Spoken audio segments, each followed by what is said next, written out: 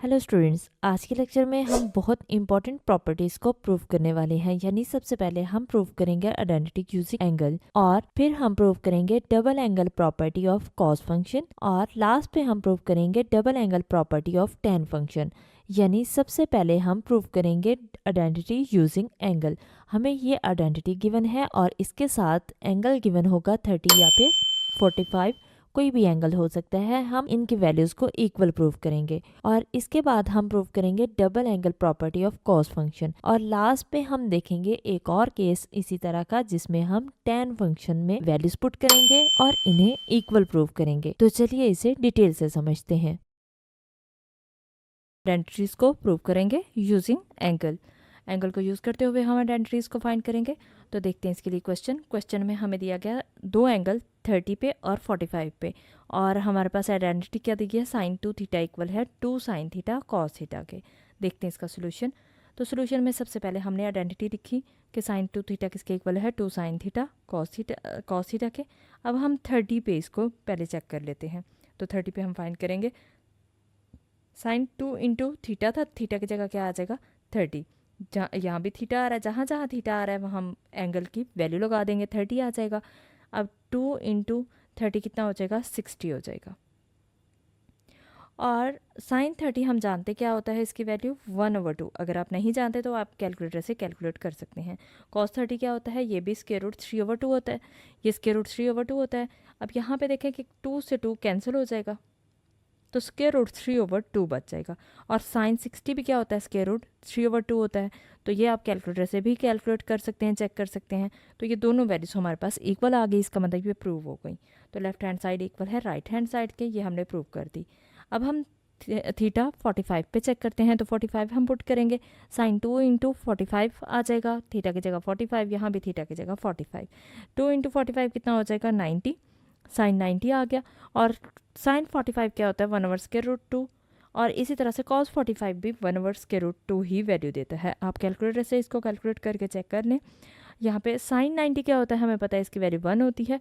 और यहाँ क्या हुआ कि ये 2 उसी तरह से आ गया, और स्क्वायर रूट 2 यहाँ भी था यहाँ भी था, तो स्क्वायर रूट 2 का स्क्वायर हो गया। तो ये स्क्वायर से square cancel, square root cancel हुआ, तो यहाँ पे 2 आ गया, और 1 से 1 मल्टीप्लाई होकर 1 आ गया। यहाँ पे देखें 1 से 1, 2 से 2 कैंसिल हो जाएगा, तो 1 बचेगा। 1 इक्वल आ गया 1 के, यानी लेफ्ट हैंड साइड इक्वल है राइट हैंड साइड के, ये प्रूव हो गया। डबल एंगल प्रॉपर्टीज़ को प्रूव करेंगे। तो देखते हैं इसके लिए क्वेश्चन में यहाँ पे हमें दो एंगल्स दिए गए हैं, थीटा की वैल्यूज़ 2 दी गई हैं, यानी 30 डिग्री और 45 डिग्री। और यहाँ पे हमारे पास cos 2 थीटा है, 2 थीटा मतलब डबल एंगल है, और ये इक्वल हमें प्रूव करना है 1 माइनस 2 साइन स्क्वायर थीटा के।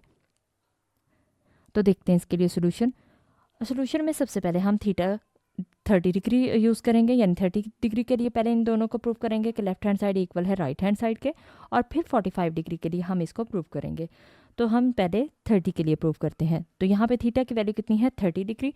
अब इसमें जो हमारे पास गिवन फंक्शन है, इसमें हम दोनों साइड पे 30 डिग्री लगा देंगे थीटा की जगह पे। तो यहाँ पे हमारे पास थीटा था, cos 2 थीटा था, तो थीटा की जगह हमने 30 डिग्री लगा दिया। इसी तरह से 1 माइनस 2 साइन स्क्वायर थीटा है, थीटा की जगह क्या आ गया 30 डिग्री आ गया। अब 2 इससे मल्टीप्लाई होगा 30 से, तो कितना आ जाएगा 60। और यहाँ पे देखें कि ये स्क्वायर आ रहा था, साइन स्क्वायर 30 डिग्री, तो इसको हम लिख सकते हैं साइन 30 का होल स्क्वायर। और cos 60 अगर कैलकुलेटर पे हम कैलकुलेट करते हैं तो हमारे पास वैल्यू क्या मिलती है 1/2, 0.5 यानी 1/2। और 1 माइनस 2 उसी तरह से आ गया, साइन 30 की वैल्यू क्या होती है 1/2 होती है, cos 60 1/2 होती है, साइन 30 1/2 होती है, और इसका होल स्क्वायर आ जाएगा। अब इसका हम स्क्वायर सॉल्व कर लेंगे तो क्या आएगा 1/2 माइनस 1 माइनस 2, 1/2 का स्क्वायर कितना हो गया 1/4 हो गया। इसको हम कटिंग कर सकते हैं, 2 2 ज़ा 4, तो ये 1 माइनस 1/2 आ जाएगा। अब यहाँ पे देखें कि 2 डिनोमिनेटर में आ रहा है, ये साइड तो इसी तरह से ही आती जाएगी, ये 2 डिनोमिनेटर में है, तो इसको हम एज अ एलसीएम ले लेंगे। एलसीएम 2 आ जाएगा, इसके डिनोमिनेटर में कुछ नहीं है तो एलसीएम इससे मल्टीप्लाई हो जाएगा, यानी 2 1 से मल्टीप्लाई होगा तो 2 1 ज़ा 2 आ जाएगा। और इसका डिनोमिनेटर और एलसीएम सेम है तो न्यूमिनेटर भी सेम ऊपर आ जाएगा। तो 2 माइनस 1 क्या हो जाएगा 1, 1/2 आ गया, डिनोमिनेटर उसी तरह से। तो 1/2 के इक्वल आ गया, इसका मतलब लेफ्ट हैंड साइड इक्वल है राइट हैंड साइड के। तो ये हमारे पास प्रूफ हो गया। अब हम थीटा की वैल्यू क्या लेंगे 45 डिग्री, तो उसके लिए प्रूफ करते हैं। तो यहाँ जहाँ पे थीटा आ रहा है वहाँ पे हम 45 डिग्री लिख देंगे। यहाँ पे भी थीटा आ रहा था 45 डिग्री, 2 को मल्टीप्लाई करेंगे 45 से, कितना हो जाएगा cos 90 डिग्री, और ये स्क्वायर था तो इसलिए हमने साइन 45 का होल स्क्वायर लिख देंगे।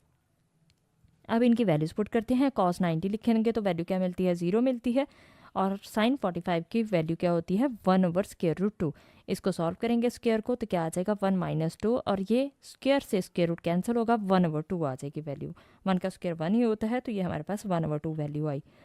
अब इसको हम सॉल्व करेंगे तो 2 से कैंसिल हो जाएगा, 1 - 1 क्या होता है, 0 होता है, तो इसलिए यहाँ पे 0 आ गया, यानी लेफ्ट हैंड साइड इक्वल हो गई राइट हैंड साइड के, और यही हमें प्रूव करना था। तो हमने दोनों एंगल्स के लिए गिवन फंक्शन को इक्वल प्रूव कर दिया।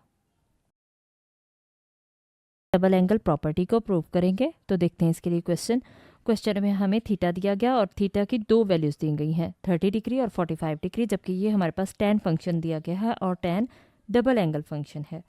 तो देखते हैं इसका सोल्यूशन में सबसे पहले हमारे पास, क्योंकि यहाँ पे दो एंगल्स हैं 30 डिग्री और 45 डिग्री, दोनों के लिए हमें इसे इक्वल प्रूव करना है।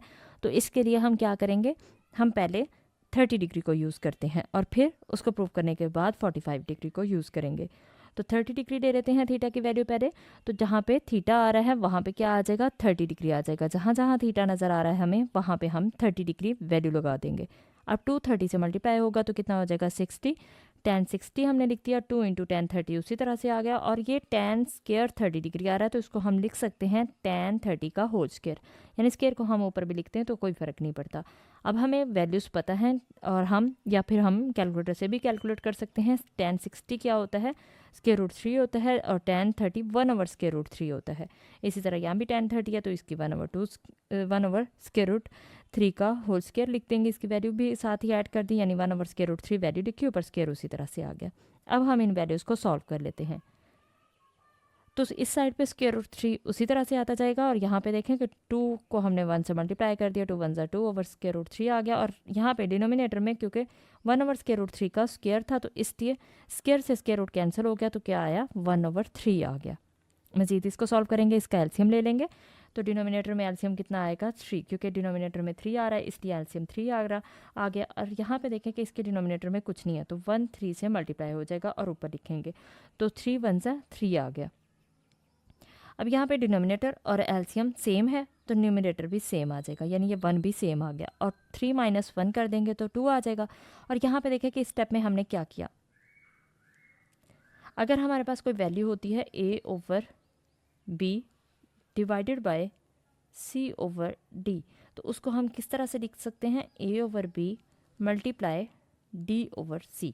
तो इसी तरह से हमने इसको लिखा, तो यहाँ पे देखें कि a/b यानी 2/√3 उसी तरह से आ गया मल्टीप्लाई, तो ये क्या आ जाएगा कि d यानी d ये है हमारे पास और ये c वैल्यू मिलेगी, 3 - 1 2 हो जाएगा, तो 3/2 लिखेंगे इसको, यानी नीचे वाले का रेसिप्रोकल कर देते हैं।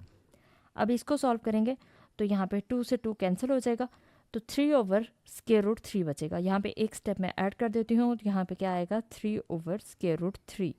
तो हमने इसको डायरेक्ट इस तरह से लिख दिया। अब ये डायरेक्ट कैसे लिखा, जब डिनोमिनेटर में स्क्वायर रूट वैल्यू आ रही होती है तो उसको हम सॉल्व कर सकते हैं, क्योंकि ऊपर सेम वैल्यू है, ऊपर 3 है नीचे √3 है। अब ये 3 है, यानी 3 का ही डिनोमिनेटर में स्क्वायर रूट है, तो इसको हम कैसे सॉल्व करते हैं, इसको हम कॉन्जुगेट से मल्टीप्लाई करते हैं और उसी से डिवाइड करते हैं, यानी 3 का कॉन्जुगेट √3 का √3 ही होता है, तो इसलिए हमने इसको यानी इसको हम रैशनलाइज कर रहे हैं। तो 3 को √3 से मल्टीप्लाई करेंगे, कितना आएगा 3 ओवर √3 का स्क्वायर। तो यहाँ से ये इसके साथ कैंसिल होगा, क्या बचेगा 3 यहाँ पे मैं सॉल्व कर देती हूँ, 3 यहाँ से हमारे पास इस स्टेप के बाद ये स्टेप आ जाएगा और ये 3 से 3 कैंसिल हो जाएगा, तो कितना मिला √3। तो याद रखें अगर ऊपर सेम वैल्यू आ रही हो और नीचे उसका स्क्वायर रूट हो तो उसको हम ऊपर वाली वैल्यू पे स्क्वायर रूट लगा के ये ख़त्म हो जाता है। और वो कैसे ख़त्म होता है ये प्रॉपर मैंने इसको सॉल्व कर दिया है। तो ये हमारे पास दोनों लेफ्ट हैंड साइड इक्वल आ गई राइट हैंड साइड की, यही हमें प्रूव करना था। अब हम थीटा की वैल्यू यूज़ करेंगे 45 डिग्री, तो जहाँ पे थीटा आ रहा है वहाँ पे हम 45 डिग्री लिख देंगे। तो यहाँ भी हमारे पास 45 डिग्री आ जाएगा, ये भी थीटा था यहाँ भी थीटा था, तो 45 डिग्री आ गया। अब 2 से मल्टीप्लाई करेंगे 45 को तो 90 आ जाएगा, tan 90 डिग्री, और ये न्यूमिनेटर वैल्यू तो उसी तरह से आ जाएगी। डिनोमिनेटर में हम क्या करेंगे, tan स्क्वायर है तो इसका होल स्क्वायर लिख लेंगे, यानी tan 45 का होल स्क्वायर, क्योंकि हमें इसकी वैल्यूज पुट करनी है। tan 90 क्या होता है, इन्फिनिटी होता है। हम जानते हैं अगर हम इसको कैलकुलेटर पे कैलकुलेट करते हैं तो हमारे पास एरर आ जाता है, यानी जहाँ एरर आ जाए उसका मतलब इसका आंसर क्या है, इन्फिनिटी है। तो 2 इंटू tan 45 हमें पता है कितनी वैल्यू होती है, 1 होती है। कैलकुलेटर से कैलकुलेट करें तब भी 1 मिलेगी, और tan 45 की वैल्यू 1 आ गई। 1 का स्क्वायर क्या करेंगे, सॉल्व करेंगे तो 1 आ जाएगा। 2 1 सा 2 हो गया ऊपर, और 1 माइनस 1 आ गया। अब 1 माइनस 1 डिनोमिनेटर में 0 आ रहा है, 1 माइनस 1 मतलब 0। डिनोमिनेटर में 0 आ जाए तो इसका मतलब ये अनडिफाइंड है। अनडिफाइंड यानी कि इन्फिनिटी है। तो यहाँ पे देखें कि दोनों का आंसर इन्फिनिटी आ गया। इसका मतलब लेफ्ट हैंड साइड इक्वल है राइट हैंड साइड के।